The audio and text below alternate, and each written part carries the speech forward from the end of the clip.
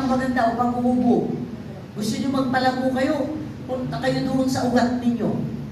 Yung ugat muna. Di ba yung halaman, di ba yung ugat naman talagang inuuna, di ba dinidilig-dilig at pinifertilize? Hindi naman yung dahon, hindi naman yung bunga. Ugat muna. Sa karakter, saan kayo magkakaroon ng formation? Sa karakter, sa kaisipan, sa pakikitungo, sa kapwa, sa isa't isa. Habang ito naman ay nagpaparami ng bilang ng kasapi, darami din kayo dito. Pagdating ng araw, lahat ng mga silya na yan, mailalagay nyo rito, magsisiksikan kayo. Pati yung mga hindi na umaattend dito sa inyo, mapapabalik ninyo yan.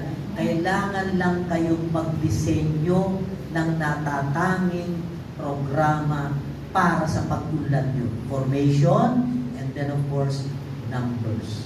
Paghuhubog, at saka bilang. Paano pagpapalago ng community?